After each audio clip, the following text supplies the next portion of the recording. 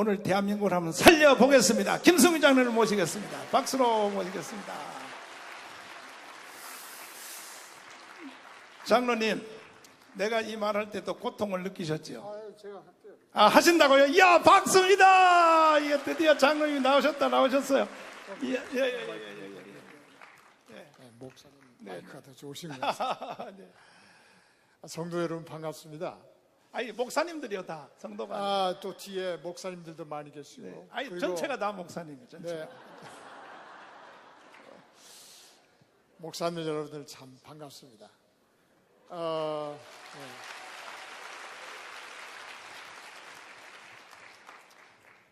목사님이 제가 일하고 있는데 갑자기 오라고 그래가지고 뛰어왔더니 보니까 이제 와서 연설을 좀 해야 될 것 같은 분위기라서 주님 보고 제 무슨 이야기를 해야 됩니까? 그러니까 인도하신 대로 하라고 그래서 오늘 그냥 성령이 인도하신 대로 말씀드리겠습니다.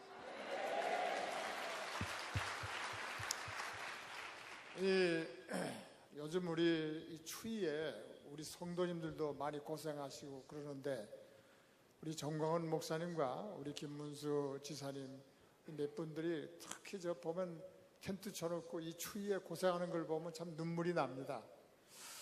저도 이 나라를 다스리는데 좀 오래 관여했던 사람으로서 너무너무 가슴이 아파요. 그래서 정말 하나님 앞에 우리 조국과 교회를 위해서 기도할 때는 참 걱정이 많이 됩니다. 제가 이제 방금 우리 정광훈 목사님께서 좀 과찬의 말씀을 하셨는데 그저 저는 잘 예수를 믿고 하나님 앞에 하나님께서 우리에게 주신 임무를 이 땅에서 다하고 하나님 앞에 기쁨으로 가려고 그렇게 준비하는 사람입니다. 근데 제가 아무래도 목사님이 토크하려는 게 뭔지 알고 그 얘기를 제가 하겠습니다. 제가 이제 2002년도에 공직을 그만두고 나와서 변호사를 한 1년 한 2, 3개월 했어요. 1년 정도 했습니다. 1년 정도 하고 있는데 청와대에서 대통령이 만나자고 한다고 언제 식사를 하러 오라고 그래서 야, 우리 노무현 대통령이 이 민초의 그 소리를 들으시는가 보다 이렇게 생각하고 제가 이제 무슨 말을 할까 3가지 정도를 준비를 해갔습니다. 갔더니 이제 밥상을 이렇게 차려놨어요. 밥상을 차려놨는데 단 둘이 앉아서 이제 밥상을 차려놨어요. 그래서 가만히 보니까 이제 제가 뭐 하실 말씀을 좀 하라고 그래서 대통령님은 좀 말씀을 좀 적게 하시는 게 좋을 것 같습니다. 왜냐하면 말씀을 많이 하니까 언론들이란 게 뭐 말에 자꾸 꼬투리 잡아가지고 그 여러 가지로 시비를 걸고 대통령께서 이제 대통령 못 해먹겠다고 이런 말을 하실 정도로 어려우니까 그렇게 하는 게 좋겠습니다. 그러냐고 이제 밥값은 됐다고. 그래서 이제 여러 가지를 물어봐요. 한 2시간 반을 대화하는데 가만히 보니까 공직을 다시 하라고 하는 것 같아요. 근데 우리 집사람이 우리 김건사가 대통령이 뭐 식사로 오라고 그래서 간다고 그랬더니 공직 한다고 그러면 절대 안 간다고 그러십시오. 내가 약속하고 가세요. 내가 공직 35년 동안 아주 그냥 숨도 못 쉬고 그렇게 사니라고 힘들어서 못 하겠다고. 그래서 내가 그런다고. 그러고 갔어요. 근데 한 2시간 반쯤 이렇게 대화를 하는데 가만히 보니까 뭐 변호사에서 돈은 좀 벌었냐? 나 돈 별로 못 벌었다고. 우리 식구들 먹여 살리느라고 우리 직원들이 많잖아요. 뭐 이런저런 얘기하는데 마지막에 이제 끝나고 법무부 장관을 하라고. 그래서 저 안 하겠습니다. 그 왜 안 하느냐고. 나 우리 집사람하고 약속을 했다고. 공직한다면 절대 안 한다고 약속을 하고 그래서 약속하고 왔기 때문에 저 안 하겠습니다. 여자들 말 무시해도 된다고. 아주 소탈하세요. 노무현 대통령 장점이 많습니다. 그래서 제가 안 한다고 그러는데 따라 나오면서 쓰리바를 끌고 나오면서 앞으로 임명장을 보낼 테니까 와라, 받으러 와라. 또 부인 권사님까지 데리고 오라는 거예요. 그래서 임명장을 할 수 없이 받았습니다. 근데 제가 왜 이 얘기를 하느냐면 그 한 2시간 반 대화 중에 제가 이걸 물었어요. 대통령님, 국가보안법을 어떻게 하실랍니까? 그때 당시에 이 국가보안법을 막 없앤다고 굉장했잖아요. 근데 북한에서요, 대한민국에 한 4가지를 요구합니다. 첫째가 이 주한미군 철수입니다. 주한미군 철수. 그 다음에 두 번째가 국가보안법 폐지예요. 뭐 등등 4가지가 있어요. 왜 국가보안법을 폐지하는가? 이 국가보안법이 있어야 간첩들이 우리나라에서 활동을 못 하거든요. 그래서 이 어느 나라고 국가보안법이 없는 나라는 없습니다. 그래서 국가보안법 어떻게 하겠느냐고. 그거는 국회에 맡깁시다. 국회의원에. 나는 그렇게 생각합니다. 그러시더라고요. 그래요. 그러면 참 안심이 됩니다. 이러고 왔는데, 제가 대통령을, 장관을 하라고 그러니까 제가 거절했죠. 그때는 장관 때는 청문회가 없었습니다. 그래가지고 할 수 없이 임명장을 받았어요. 받고 이제 나서, 한 12일 돼서 이제 기자회견을 하잖아요. 장관이 임명되면 기자회견을 합니다. 그저 내신, 외신 기자들이 엄청나게 많이 모였어요. 왜냐하면 그때 이 크게 이슈가 2가지가 있거든요. 근데 그 중에 하나가 이제 국가보안법 위반하고 사형제 폐지입니다. 그래서 기자들이 국가보안법에 대해서 어떻게 장관을 할 것인가 이렇게 물어봐요.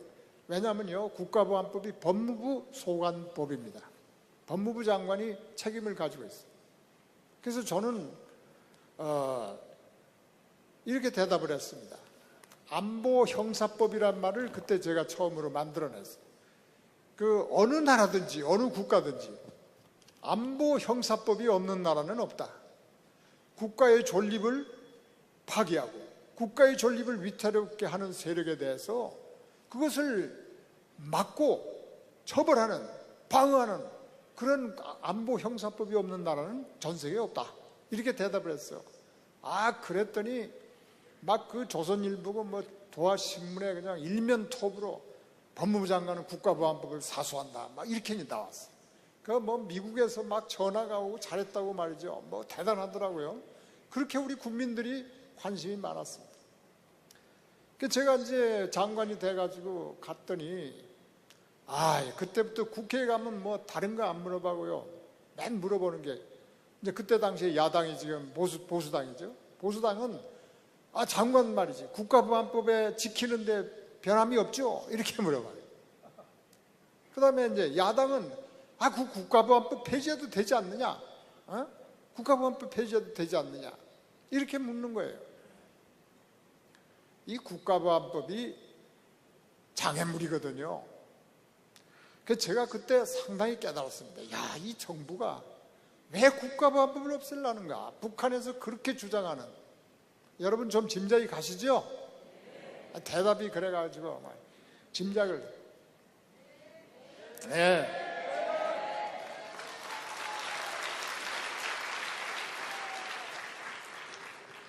그래가지고서 그때부터 이제 국가보안법을 저희들이 막기 위해서 굉장히 고생을 했습니다. 대통령 민정수석실에서는 국가보안법 없애라고 그러지, 국회에 가면 그때 당시에 더불어민주당, 그때 무슨 당인가? 하여간 노무현 정당이죠. 거기서는 국가보안법을 없애라고 하고, 형법 조문 2개 가지면 충분하다는 거예요. 근데 그건 불가능해요.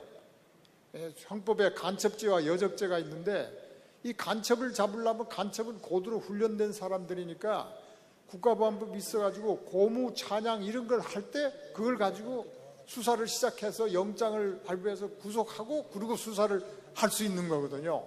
국가보안법을 없애면 간첩을 잡을 수가 없어요. 그래서 자부지간 법무부 장관을 하면서 1년 동안 국가보안법을 잘 사수해냈습니다. 그런데 한 2달쯤, 장관이 한 2달쯤 되니까 대통령께서 국가보안법을 칼집에 넣어가지고 박물관에 보내버리겠다고. 그때부터 굉장히 공세가 심하더라고요. 그러나 하여간 하나님의 도우심으로 국가보안법을 잘 지켜냈습니다.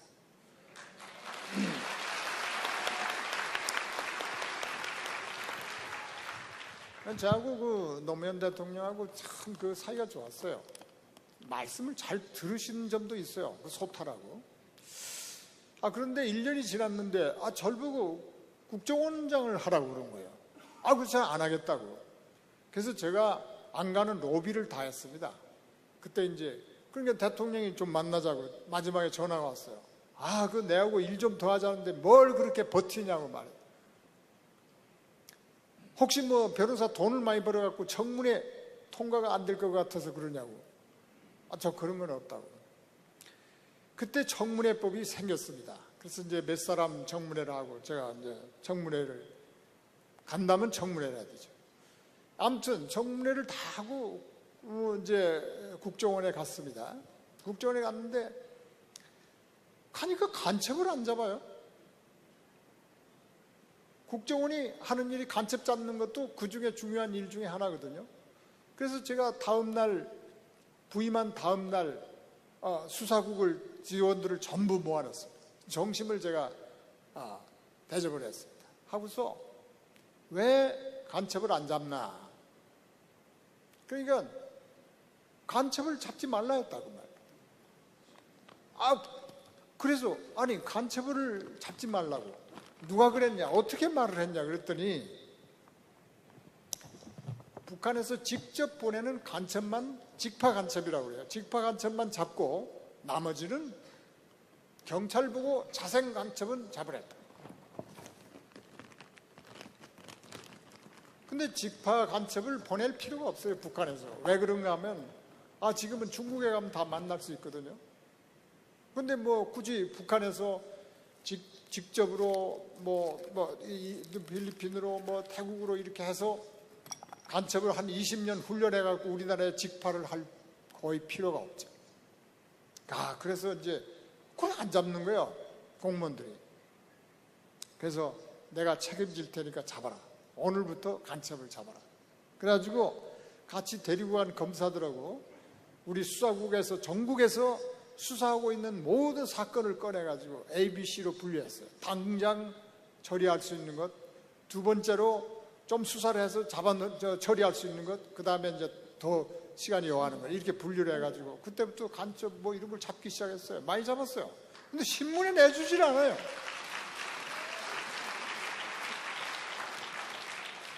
신문에 내주질 않았어요. 그때만 해도. 이제 우리 언론도 보면 이 정부의 눈치를 많이 보더라고요. 그때만 해도. 근데 이제 1년 반이 됐어요. 1년 반쯤 됐는데 이제 그때 당시에 여러 가지 제가 좀 말씀을 드릴 것이 있는데 여기서 말씀드리기는 적절하지 않고 어찌됐건 우리나라의 최대 간첩 조직을 계속 제가 들어가자마자 그 간첩 잡으라 그러니까 수사국 직원들이 엄청나게 그 사기 충천해가지고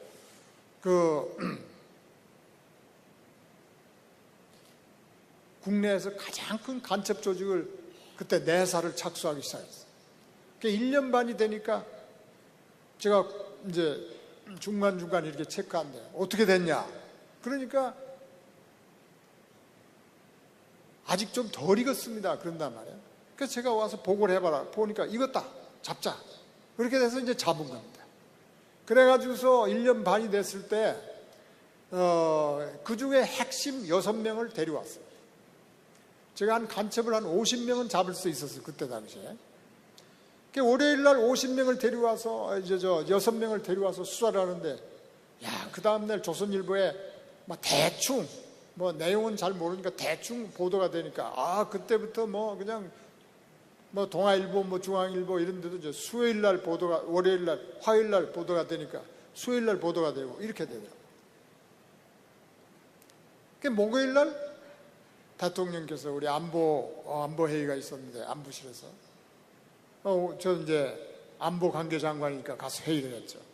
그 대통령께서 그날 회의 끝나고 좀 만나자고. 갔더니, 오늘 그만두시라고. 이렇게 말씀하시더라고요. 그만두시라고. 이 간첩은 두 사람 이제 맨 위에요. 이게 쭉 헤드가 6명 있으면 그 밑에 둘씩만 알더라고요. 그리고 또 그 밑에 아는 사람은 또 자기 밑에 둘만 알아요. 그런 식으로 쭉 피라미드식으로 올라가요. 그래서 전부 우리가 한 50명은 충분히 잡을 수 있도록 모든 증거가 완벽하게 확보가 돼 있어요.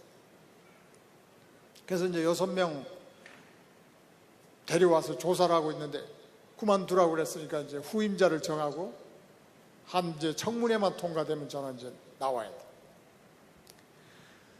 제가 이제 그 동안에 우리 암호를 해독하는 팀들이 있어요. 그 암호를 해독하는 팀에 제가 평소에 관심이 많아서 많이 격려하고 열심히 연구를 시켰는데, 그게 이 북한으로 보낸 이 간첩들이 보낸 그 문서가 말이죠. 전부 USB에 암호로 5개월 해가지고 북한에 보낸 거예요. 어마어마하게. 그때 아마 법원에서 제가 듣기는 그 암호를 걸어가지고 북한으로 보낸 게 A4 용지로 한 100만 페이지 정도 될 것이다. 이렇게 어마어마하게 많이 보냈어요. 그래서 이제 간첩을 수사하는데 변호사가 한 34명이 붙어요. 그래가지고 수사를 못하게 하는 거예요. 수사를 한다 그러면 변호사가 옆에 있어가지고 그럼 부인하라고, 대답하지 말라고, 묵비권 행사하라고. 그 다음에 이거 가족들이 한 100명 넘게 돼요. 가족들, 부모, 부인, 이렇게 한 100명들 오래가지고 계속 면회를 시키는 거예요. 그렇게 수사하기가 어려워요. 그러나 저는 법을 잘 지켜서 철저하게 적법 절차를 지키라. 그래야 법정에서 증거에 대해서 문제가 없이 유죄할 수 있으니까 고통스럽지만 그렇게 해라. 그래서 우리 수사국직원들이 엄청나게 고생하면서 그걸 20일간 수사를 하고 검찰에 댕겨서 그 6명에 대해서는 다 실형이 났습니다.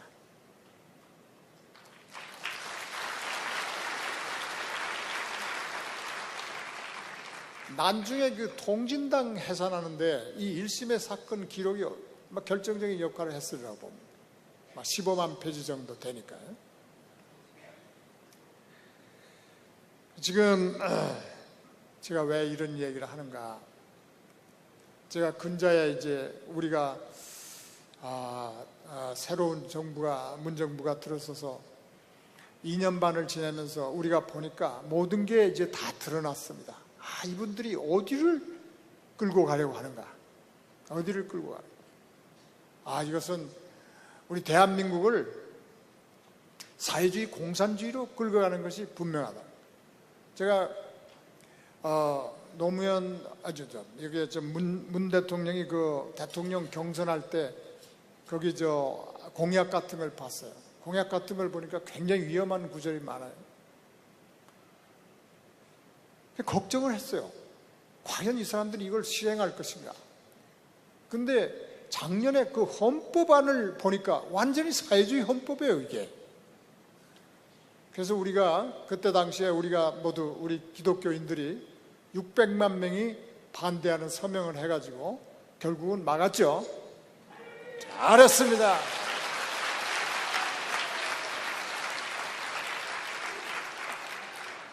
우리 정광훈 목사님이 그거를 기초를 해가지고 전국에 여러분들이 협조해서 600만 명이 서명하고 그렇게 해서 그때 당시에 우리 한국인들이 있죠. 외국에 있는 그분들이 투표하는 투표법이 있어요. 그걸 개정해야 헌법을 개정하거든요. 그래서 그거를 개정할 때 이제 야당들도 국민들이 일어나서 600만 명이 반대를 하고 그러니까 그 법을 개정해 주질 않았어요. 그래가지고 이거 막은 거예요. 정말 하나님 앞에 감사해야 돼요.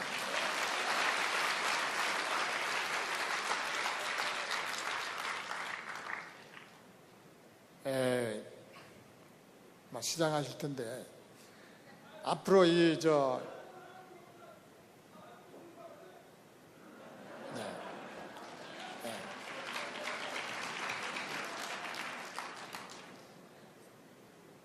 우리가 이 자유민주주의, 자유시장경제 그리고 우리가 한미동맹, 그리고 기독교 입국, 이 4대 이 기둥 속에 대한민국이 이렇게 훌륭한 나라가 됐어요.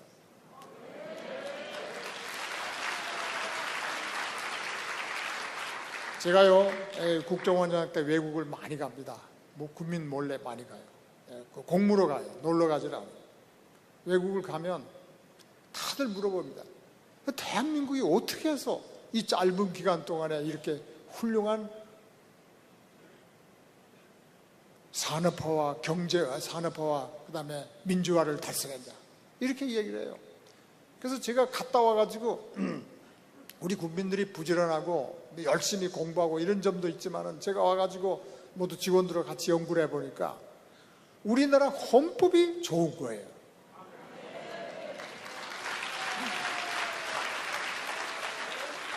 여러분, 좀 공부를 우리도 좀 약간 해야 돼요. 예? 시간이 좀 갔지만은, 아까 뭐 정심을 안 먹어도 좋다고 그러시니까 약간 공부를 좀 해야 돼요.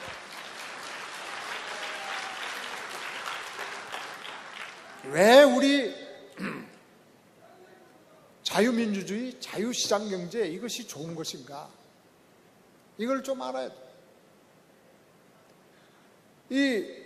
그래가지고 와서 공부를 해보니까 이걸 체제라고 그러는데, 이 자유민주주의, 자유시장경제라는 이 틀 위에 대한민국이 아주 그 좋은 틀에서 이 국가 발전에서 60년 동안에, 북한은 말이죠, 유엔에서 통계를 했는데 부칸은 5배가 GDP가 늘었는데 우리는 175배가 늘었어요.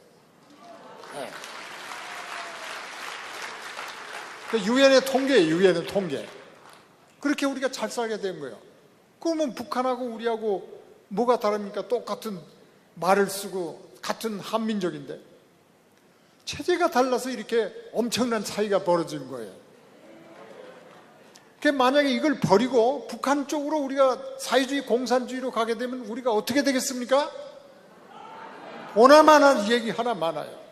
북한처럼 밥을 못 먹어가지고 94년도 제가 국정원에 갔더니 94년도, 97년도에 300만 명이 굶어 죽었어요. 300만 명이. 그걸로는 밥을 먹일 수가 없어요. 저 사회주의, 공산주의 갖고는. 그런데 이 정부가 자꾸 글로 끌고 가려고 하는 거예요.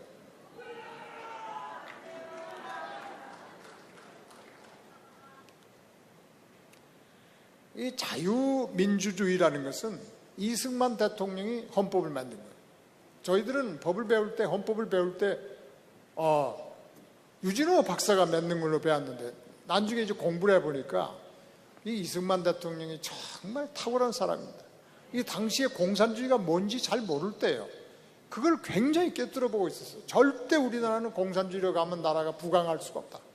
부강하지 못하면 망한다, 나라가. 구국강병하지 않으면 망하니까. 그래서 그 헌법을 만든 거예요. 근데 오늘날 이승만 대통령을 훌륭한 대통령으로 인정하는 사람이 국민의 3%밖에 안 돼요. 그 왜 그렇게 됐나? 이거는 그 최장집이라는 사람들이, 최장집이라고요? 쓴 책이죠. 뭐 해방 전후사의 인식이란 책. 그 속에서 그렇게 만들어 놓은 거예요. 그걸 전부 공부했단 말이에요. 국민들이. 전 국민들이 거기다 교육을 시켜요.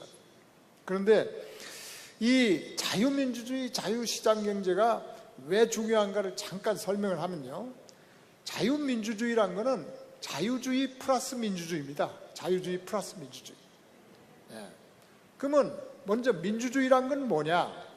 뭐 이건 간단하게 말하면 한 표라도 투표를 더 얻은 정당이 정권을 잡는 거예요. 한 표라도.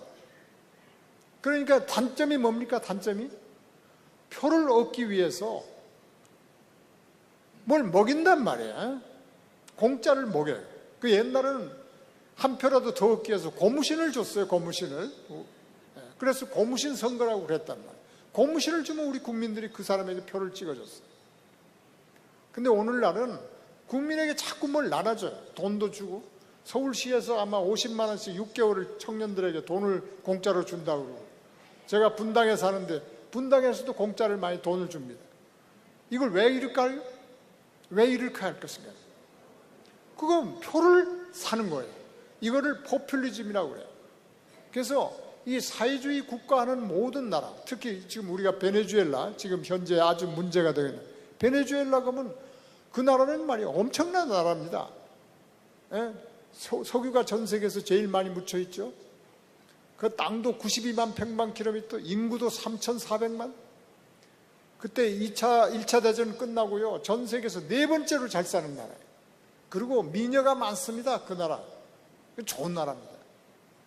그 나라가 국가가 수입의 대부분을 국민들에게 다 나눠줬어요. 70%를 국민에게 나눠줬어요.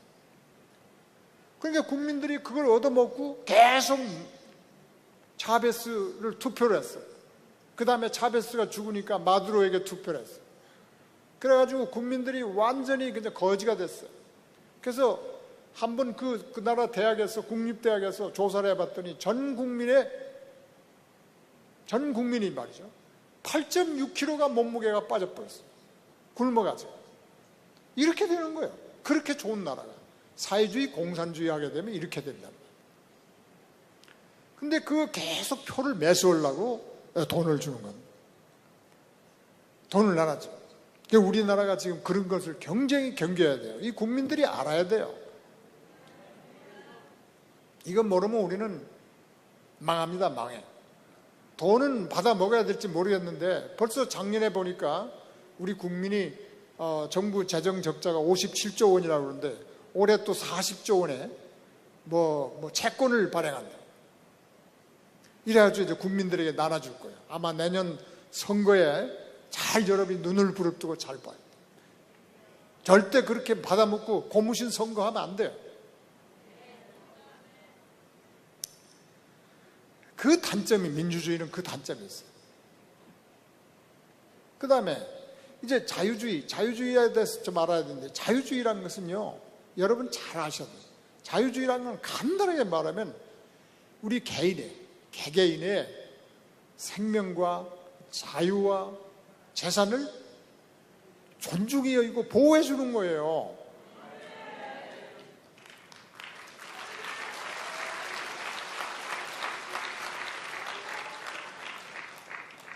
여러분, 우리 개인의 자유가 없으면 국가가 발전할 수가 없습니다. 우리 재산, 내가 열심히 일하고 노동한 대가가 내 것이 된다. 이것이 없으면 우리가 잘 살 수가 없어요. 그래서 이거는 아주 성경적이에요. 개인의 자유와 생명과 재산을 존중히 여기고 보호해줘요. 인정해줘요. 이것이 우리 헌법에 들어있어요. 헌법에. 그 이승만 대통령이 만든 헌법에 이것이 있다 이 말이에요. 그러니까 우리가 이 좋은 헌법을 가졌기 때문에 우리나라가 이렇게 좋은 나라가 된 거라 이 말이에요. 그러니까 우리 이승만 대통령이 얼마나 위대합니까? 이거를. 예? 북한은 말이죠, 그걸 못 가져가지고 저렇게 오늘날 독재가 나오고 말이에요. 행편없는 나라가 돼버렸다. 이것을 우리가 버리고 자유주의를 버리고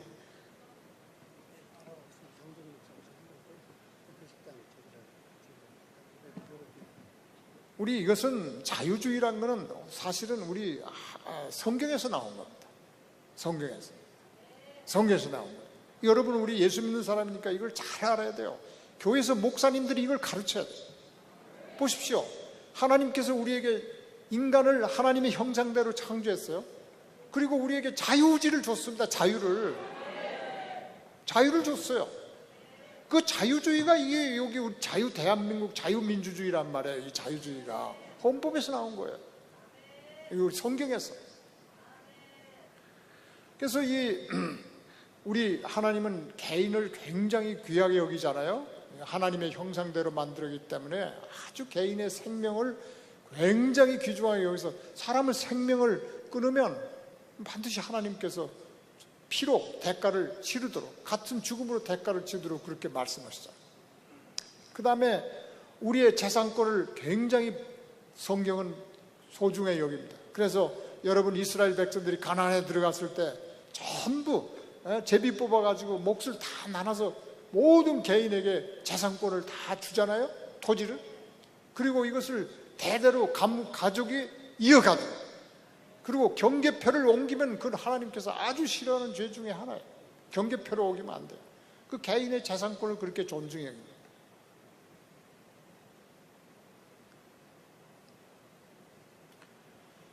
그리고 이제 우리 그리스도께서 우리에게 오셔가지고 우리가 사탄에게 다 종되었던 우리를 예수 그리스도의 복음으로 우리를 해방했어요. 네. 진리를 알지니 진리가 너희를 자유케 하리라. 그리고 갈라디아서 5장에 보면 그리스도께서 우리에게 자유를 주셨으니 그러므로 너희는 굳게 서서 다시는 종은멍에를 매지 말라. 우리는 신앙적으로도 이 자유민주주의를 버리면 안 돼요. 이거는 비성경적이에요. 그러면 사회주의는 뭐냐? 사회주의는 뭐예요? 개인이 중요하지 않아요. 전체주의. 그 집단 전체를 위해서는 개인은 없어요. 개인을 희생해야 돼요. 그것이 전체주의예요. 그러니까 전체를 위해서 개인을 희생하고, 그 다음에 그러면 전체를 어떤 공동 목적으로 끌고 가니까 독재가 반드시 필연적으로 나오게 돼 있어요. 사회주의의 결과는 반드시 독재입니다. 여러분 전 세계에 우리가 경험을 봐도 사회주의 하는 나라 치고 독재하는 나라가 어디 있냔 말이에요. 차베스도 독재했죠. 히틀러도 독재했죠. 전체주의라. 사회주의는 전체주의니까요. 북한도 독재고, 중국도 독재고, 소련도 독재했어요. 필연적으로 독재를 하게 돼 있어요. 그 독재를 하게 되면 북한의 김정은이 하는 듯이 집권 지금 6, 7년 됐는데 360명을 무자비하게 죽이고 막 백성을 먹이지도 못하고, 이런 우리가 속으로 들어간다 이 말이에요. 그래서 오늘은요, 이 강의를 하려면 좀 시간이 많이 걸리는데, 오늘은 여러분 이게 우리 체제가 굉장히 우수하고 좋은 체제다. 우리는 이 헌법을 가지고 있는 나라다. 그 다음에 이 헌법을요 지키는 것이 중요하죠. 그러니까 우리 국민들이 공부를 해야 돼.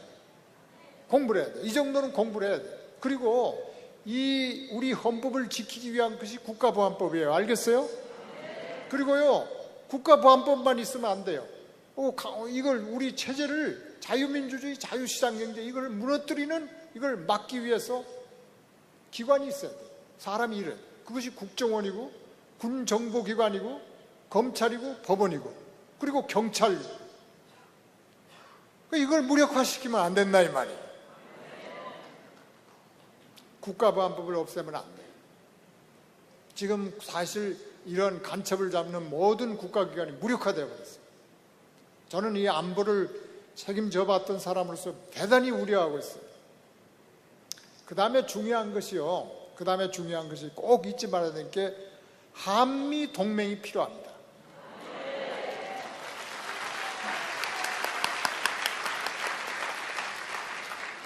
그러니까 왜 그런가 한번 생각해 보세요. 우리 주변의 강대국들이 우리의 적이 될 수 있습니다. 소련도 우리하고 국경을 맞대고, 그 다음에 중국이 우리하고 국경을 맞대고 있어요. 전 세계의 분단국 중에 통일이 안 된 나라는 우리 남북한밖에 없잖아요. 중국이 옆에 있어서 그렇게 된 거예요. 근데 이 중국이 옆에 있는데 이 소련이나 중국이 사회주의 국가고, 사실 요즘은 소련이 말이죠, 힘이 없어져 가지고 우리하고 GDP가 비슷해요. 우리가 앞서기도 하고 소련이 앞서기도 하고 막 거기서 거기에. 그러나 군사적으로는 대단히 강국입니다.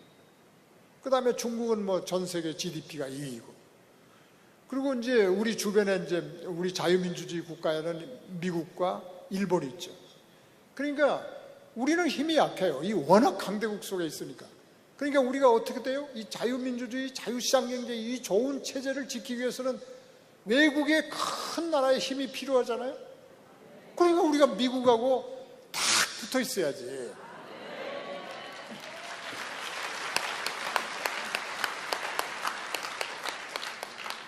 그리고요, 미국은 멀리 있기 때문에 그리고 괌에도 있고 사이판도 있지만 멀잖아요. 그러니까 우리 가까이 일본에다가 그 기지가 있어요. 미국이 주둔할 기지가 있어요. 그래서 일본도 자유민주주의 국가예요. 일본을 옛날 군국주의 국가로 생각하면 안 돼요. 오늘날 완전히 자유민주주의 국가예요. 우리 여러분 아마 이충근 박사님 그 국제정치 듣는 분 많이 있을 거예요. 그 이충근 박사가 전쟁론에 보면 자유민주주의를 하는 나라는 전쟁을 시작하지 않는다. 왜냐면요, 여러분 전쟁하려면 국민들이 반대할 거 아니에요. 그러니까 전쟁 안 하는 거예요. 지금까지 통계를 내본 역사상 한 번도 자유민주주의끼리 전쟁을 개전한 나라가 없어요.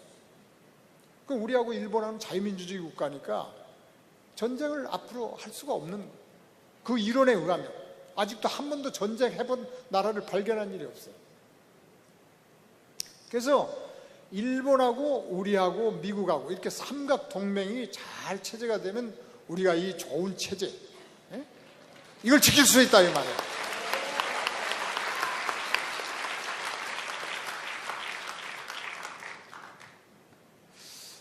저는 이 정권을 문정권에서 왜 이렇게 자꾸 이 사회주의 공산주의로 끌고 갈까?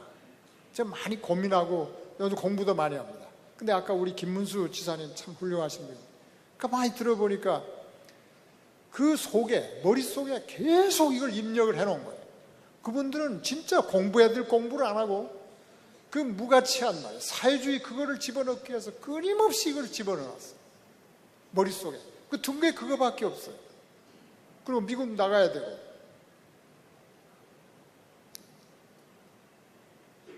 그래서 우리가 이 성경에서 나온 이 하나님이 우리에게 주신 자유민주주의, 자유주의 이것을 잘 지키고 그렇게 살면 우리는 복을 받고 부국강병을 할 수 있다. 이렇게 기억해 주시기 바랍니다. 오늘은 시간이 짧기 때문에 이 얘기를 이 정도 조금만 더 하고 마치겠습니다만은, 자, 그리고 이것을 우리가 강대국 속에 있기 때문에 이 체제를 지키기 위해서는 미국이라는 강대한 국가하고 우리가 잘 지내야 된다. 그것을 잊어버려서는 안 되고요. 그 다음에요, 지금 요즘 지소미아 이렇게 하는데요, 제가 정보기관장을 해서 알지만은 이 일본하고 우리가 정보 협정을 하지 않으면 나라 큰일 납니다. 왜 그런가요? 이 정보라는 게요, 우리나라가 물론 국정원이 있고 모든 정보기관이 있지만은 우리가 가진 강점이 있어요. 정보에 강점이 있어요. 있지만은 우리는 약한 정보가 있어요. 위성이 미국보다 수가 훨씬 적어요. 그 다음에 일본은 디지털 정보가 굉장히 강해요. 그러니까 이것이 보태져야 완벽한 정보가 되어서 북한을 막을 수가 있는 거예요, 이게. 이것을 까닭없이 허물어뜨리면 안 돼요. 이거는 우리 생명과 같은 거예요. 어떻게 우리가 이런 발상을 하는지 저는 도저히 이해할 수가 없는 거예요. 여러분 오늘 참 잘 오셨는데요, 이건 분명히 알고 가야 돼요. 우리 헌법이 아주 좋은 헌법이다. 세계에서 가장 좋은 헌법이다. 그리고 이것을 무너뜨리는 세력에 대해서는 우리가 반드시 저지를 해야 된다. 그 다음에 이 좋은 체제란만이 우리가 부국강병할 수 있고 이 강대국 속에서 우리가 살아남을 수 있다. 그 다음에 이것을 지키기 위해서는 미국과의 좋은 관계를 가져야 돼요. 왜냐하면 미국이 세계에서 최강대국이에요. 그 다음에 일본하고도 우리가 잘 지내야 된다. 일본은 자유민주주의 국가가 됐다. 이걸 기억해주세요. 그리고 이것을 지키기 위해서 싸우시는 우리 정광훈 목사님과 우리 김문수 지사님과 여러 우리 훌륭한 애국자, 목사님들, 기독신자들 하나님 앞에 기도 많이 하면서 이걸 반드시 지켜내기를 우리가 간절히 바랍니다. 마치도록 하겠습니다.